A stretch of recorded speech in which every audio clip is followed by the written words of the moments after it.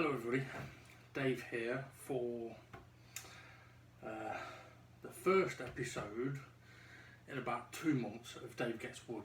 It's not episode number 1, it's episode number, I don't know, 20 something or 70 something. But yeah, I've not done any episodes for a while. And excuse me, as you can see, the table is still not finished. If it was finished, the videos would have been put out.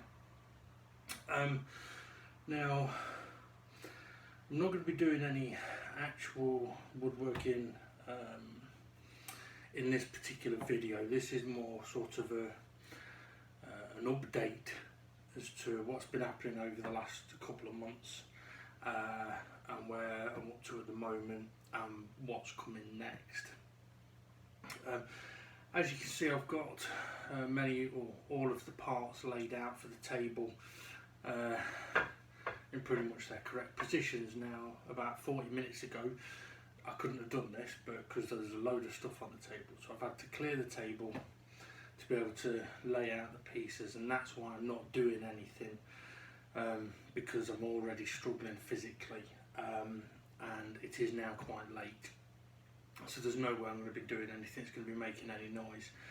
But physically, I'm not up to doing anything. So I suppose really should talk a bit about why I've not been on with the Dave Gets Wood stuff, which I'll get on to in a moment. I'm trying to think if there was anything else that I needed to let you know. Well,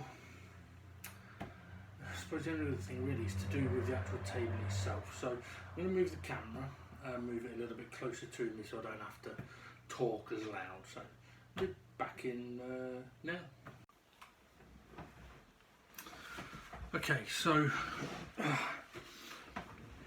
let's start. We've already started. Okay, I'll let you know why I've not been on for. It is literally 2 months since I've been able to do anything woodworking wise, and there's a couple of reasons for that. Number one is there was one particular day about 2 months ago where I'd gone to the petrol station, put petrol in the car, went and paid for it. No, sorry, it was before I paid for it.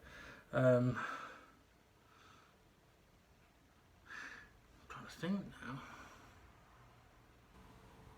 That's right, it was as I was getting out of the car to put petrol in, something happened with my lower back which had not happened before.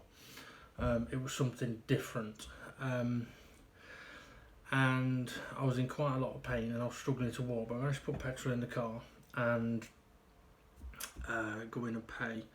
But I was on my way to my parents' house to help them out a bit, just to sort of help tidy up their house a little bit. On the drive over there, whatever had happened in my back started to get worse, like so much so that I could barely press the clutch pedal. That's how much it was hurting. It was hurting my whole leg, but also really hurting my back. Got to the parents' house and I couldn't get out of the car, not without assistance. I ended up getting helped out of the car and I literally collapsed in the garden, unable to walk, and ended up just lying on the floor. Now I lay on the floor on my back because that was more comfortable. There was no pain or very little pain doing that. But any time I tried to move, I basically got an electric shock from the base of my spine across to my hips and down both of my legs. So I couldn't even put any weight on my feet. Like if I tried to put weight on my foot, there was an electric shock straight up my leg into my spine, which was absolute agony. And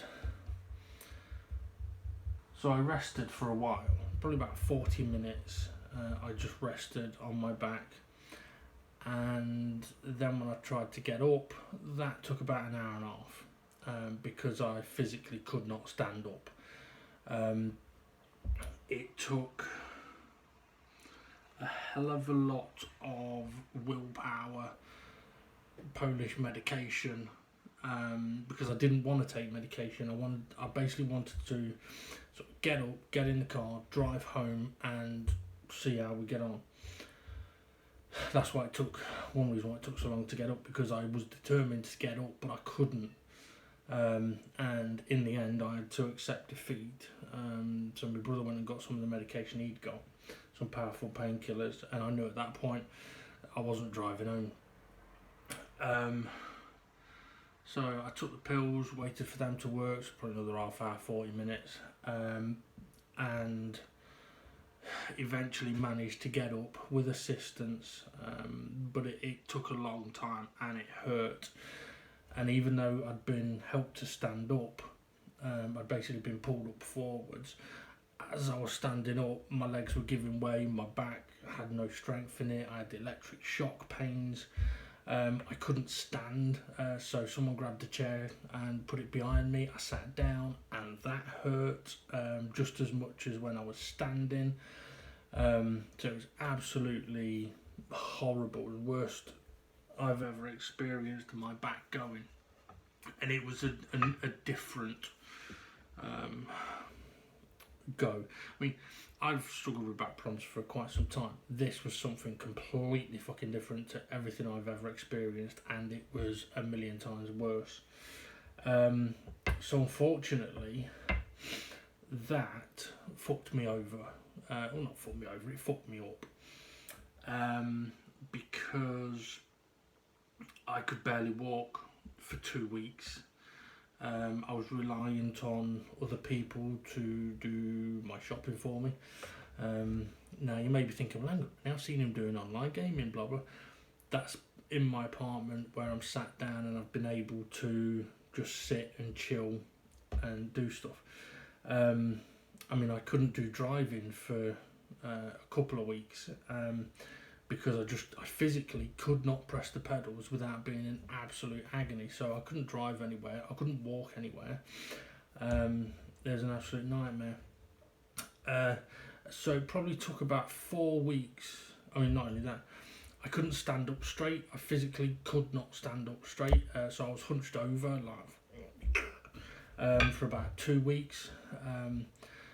Week 2 to week 4 eased off enough that I was slowly able to start sort of standing upright.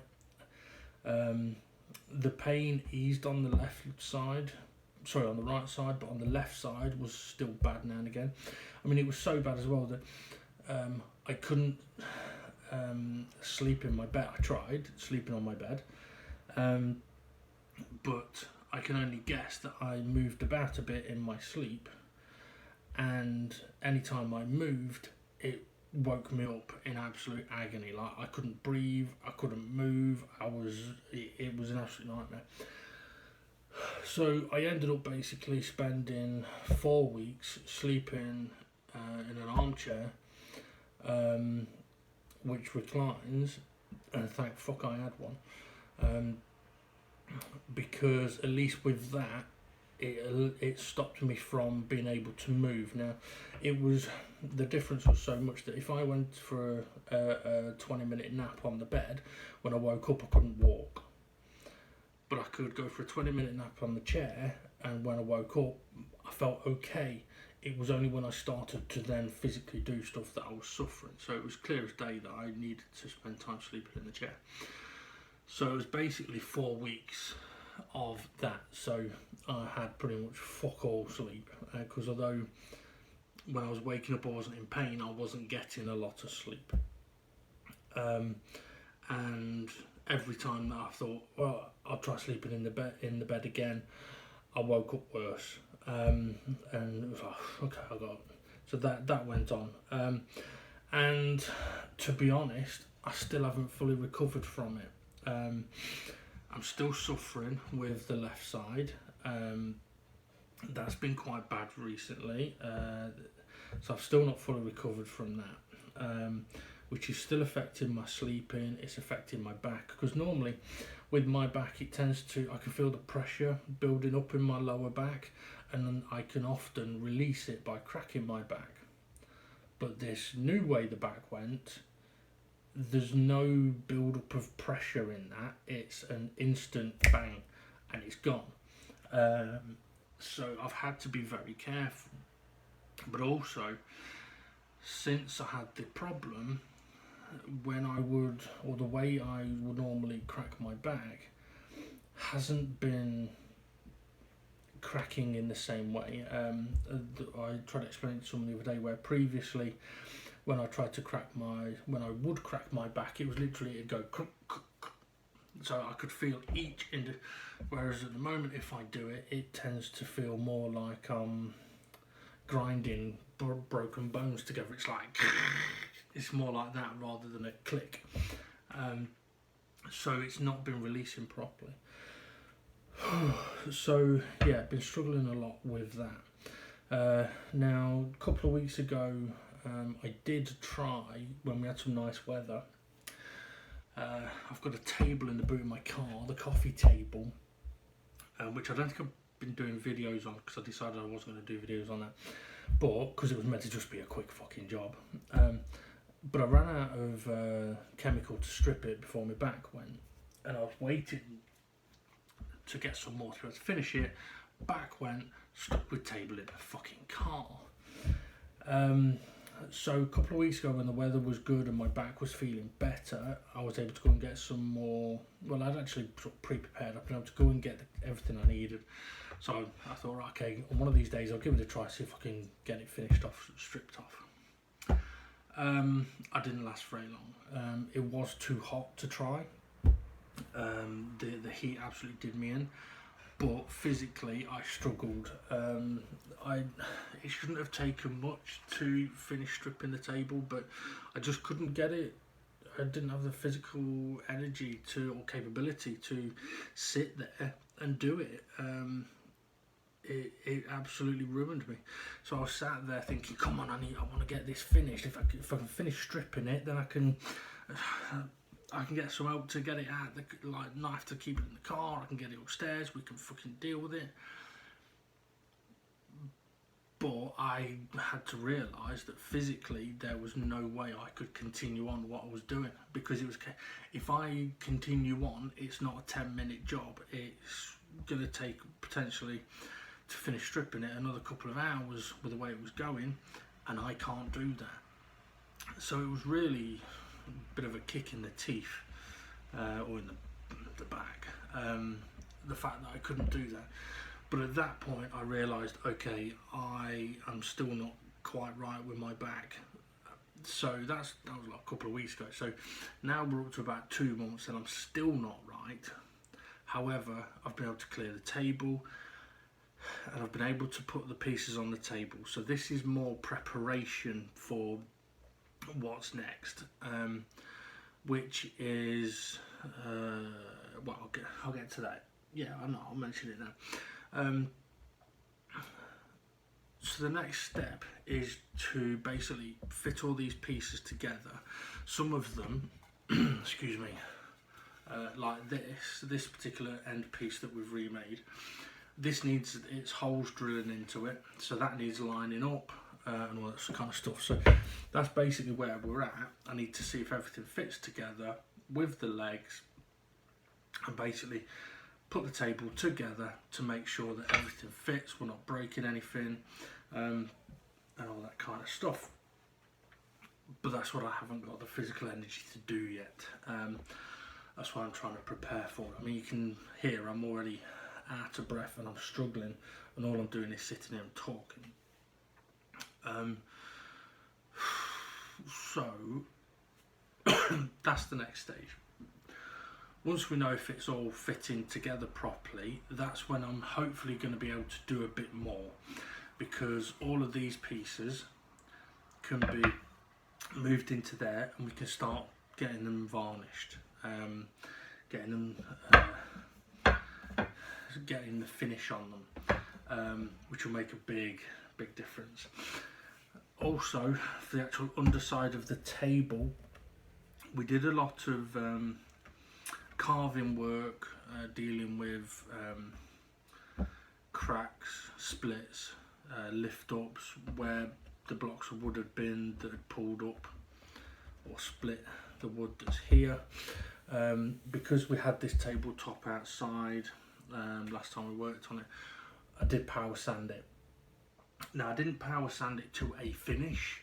I basically power sanded it to a it'll do for now, you're not going to get a splinter off it,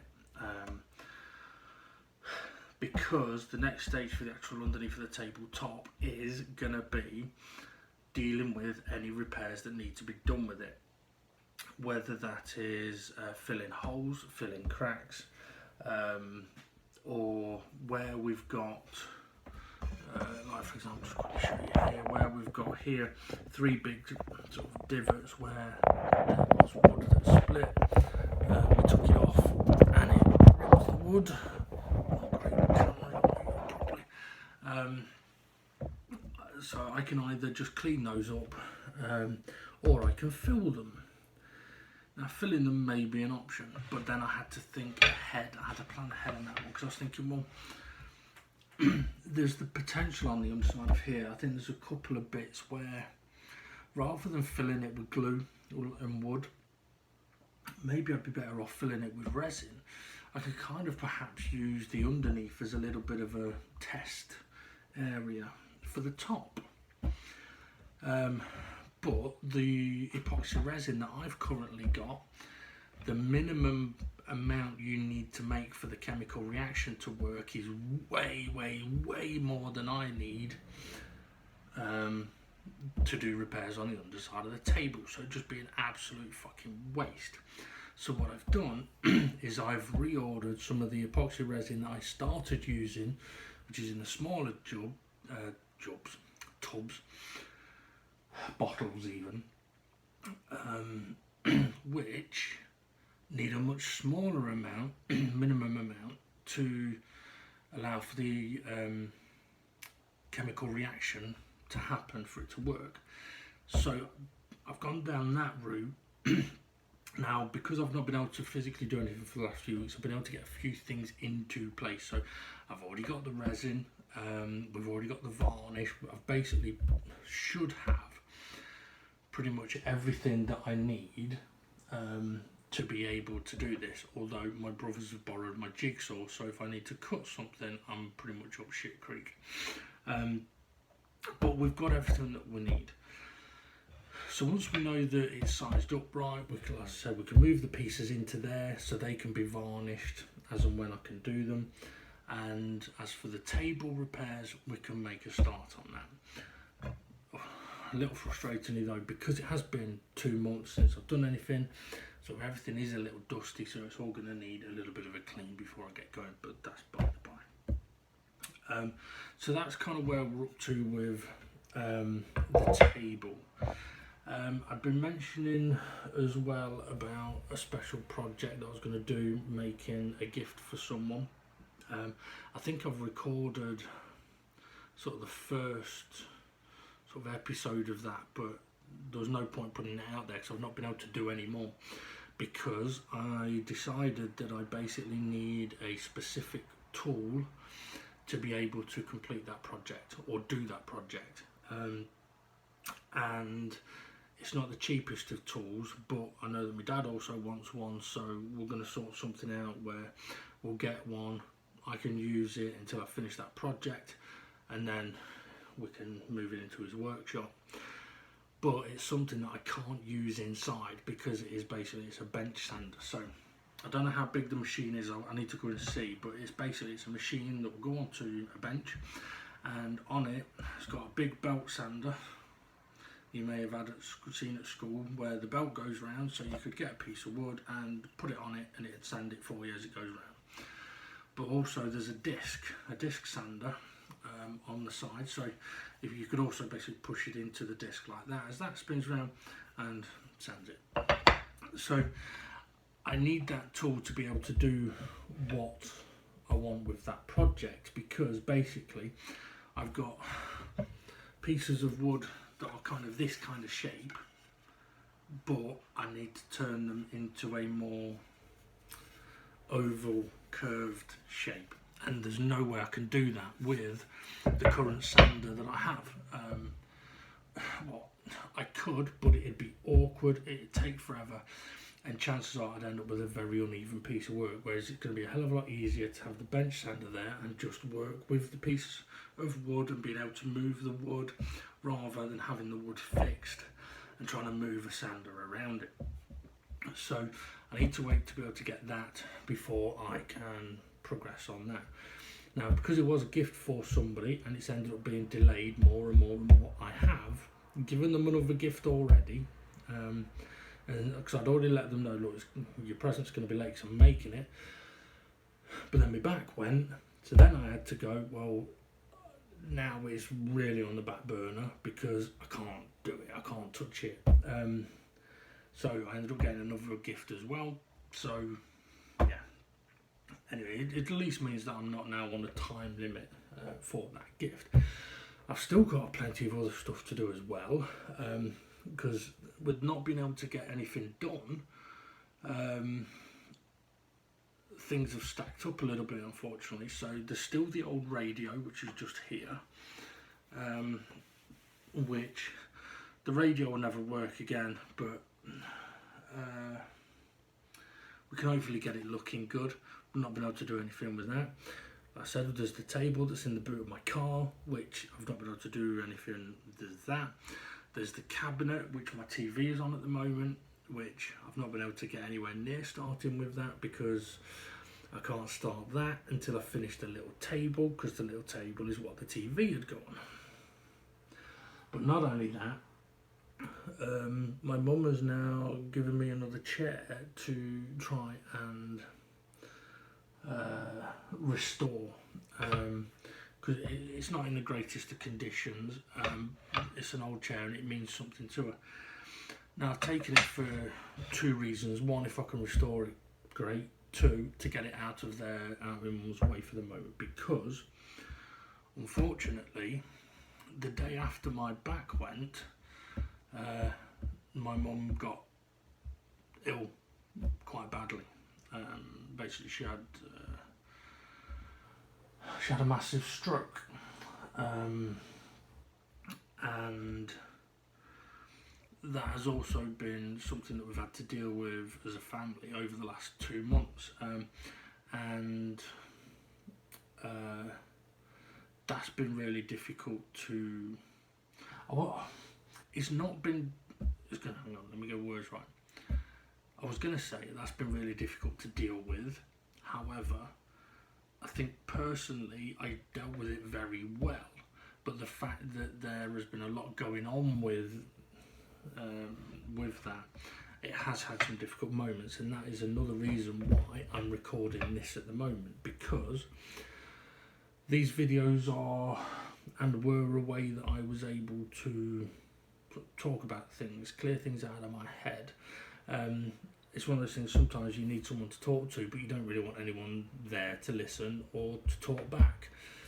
And that's what you can do when you're making videos like this. You can talk and there isn't anybody there going, oh, it'll be all right.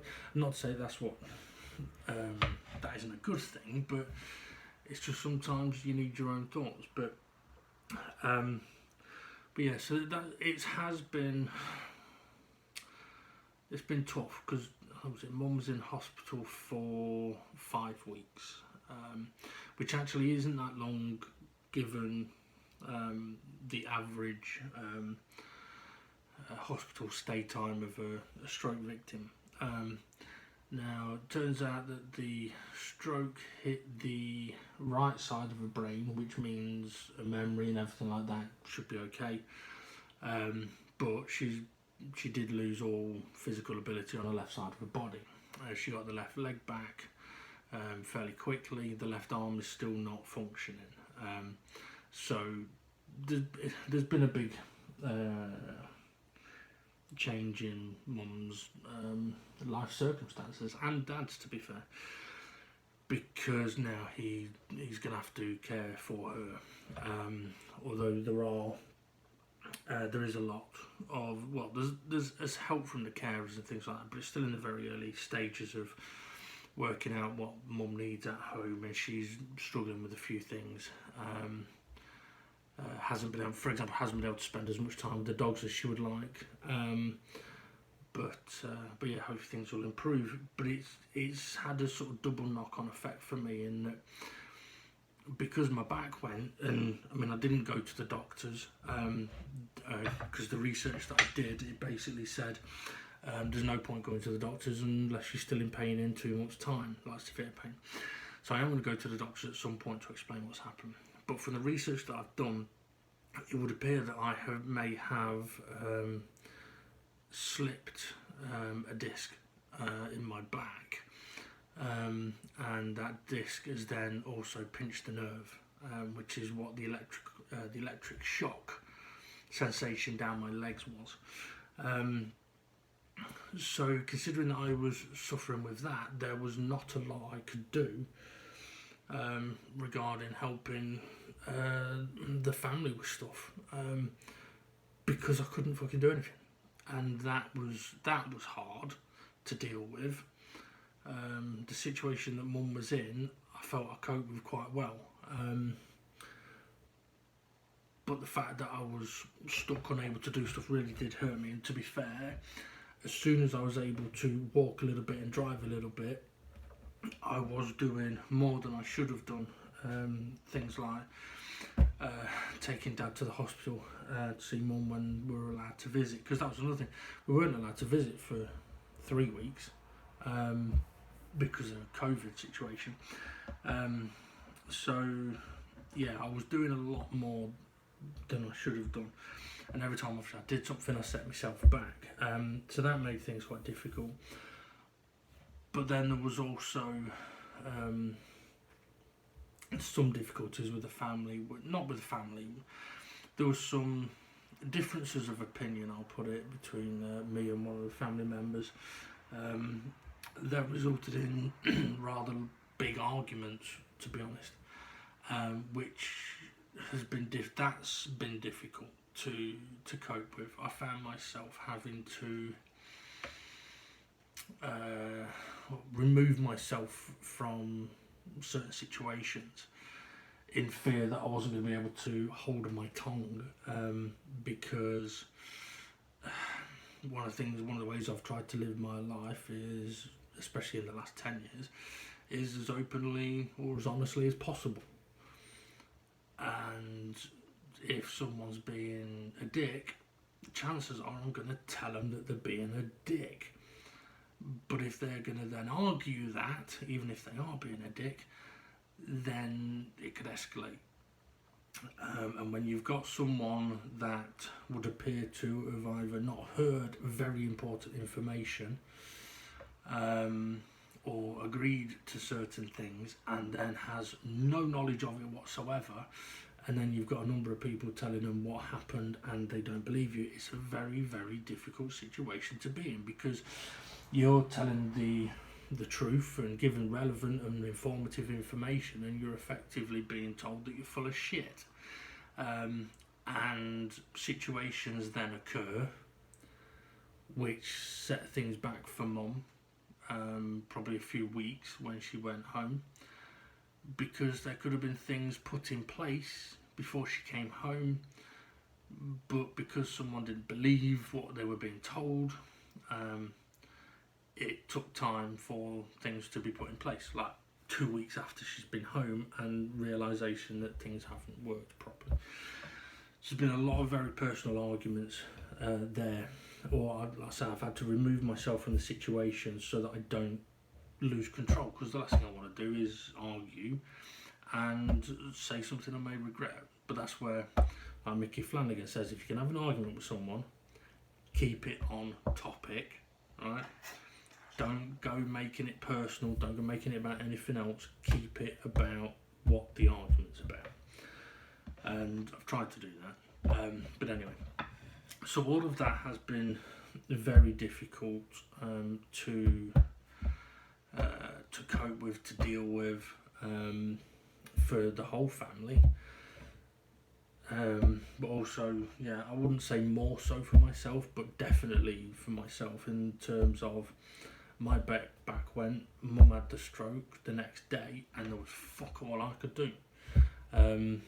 It was a rather large sense of uselessness, and people were asking for help and assistance, and I'm like, I can't walk. So I can't walk, I can't drive, I can't do anything. So yeah, it was very difficult. It's one thing, like if you suffer with anxiety or depression and people are like, oh, why don't you come out for a drink? And you're like, oh, no, I'm not, I don't feel too well. That's completely different to, I really want to come and take part, but physically, there's fuck all I can do about it. That hurts more. Because the desire's there, but the ability isn't. Whereas with the anxiety and the depression, the desire isn't there, but the ability is. But the desire isn't. So it's not like you go, oh, well, I really want to go, because that's not what you think. You're like, I really don't want to go. That's why it's anxiety. So yeah, so it has been really tough. So anyway, so a bit of information about Mum being ill there. That's why I've taken this other chair, which is an old chair. It's like a fold-up chair. I have no idea if I'm going to be able to do anything with it. I don't know if I'm going to be able to take it apart to repair it in pieces. That'd be the best way to do it, but I don't know if I'm going to be able to take it apart. So I may just have to strip it as it is. There's not a lot of finish on it, so I may be able to just sand it off. I don't know, I need to have a look at it at some point. But at the moment I've said to my mum, so I'll take it, but I haven't got, it's down on my list of things to do at the moment, because my number one thing is still this table, and this table is something that, the table's not bugging me. The fact that I've not finished it has really affected me. So you can imagine over the last 2 months, I mean, I've mentioned before that when I've had stuff on the work table out there, and it's just every time I walk past it, I was like, oh, I need to do that, I need to finish that, and it gets at me. Well, I've had 2 months of that with this table, with shit piled on it, thinking, I need to do the table, but I can't do anything with the table because there's shit all over the table, and I need somewhere to put all that fucking shit, and I can't move that shit because I can't So it's all been very mentally demanding over the last couple of months. And to be honest, I've not really spoken to many people about the situation with Mum, and I will say to my brothers, if you don't like the fact that I've mentioned it in my video, then apologies, but tough shit. These videos are for me, not for others. I haven't told the story to inform other people. I've told the story because me personally, I have to get it off my chest, and if I don't particularly want to talk to anyone specific, this is how I can do it. It's one of my coping mechanisms. So yeah, sorry, not sorry.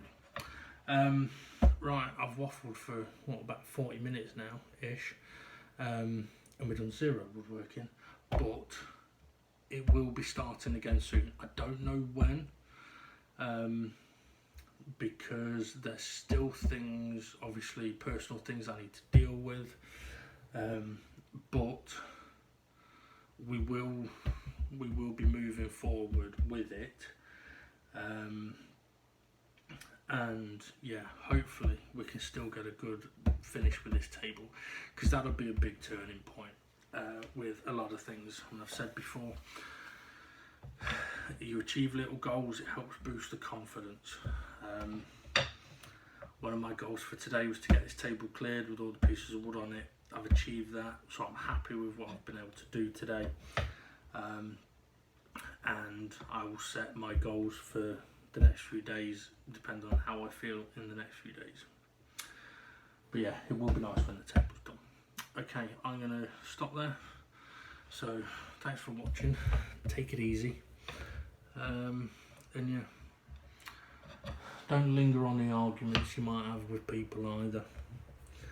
Deal with them. Get it sorted out. It's the best way. Rather than having any grudges. So, alright, have a good one everybody.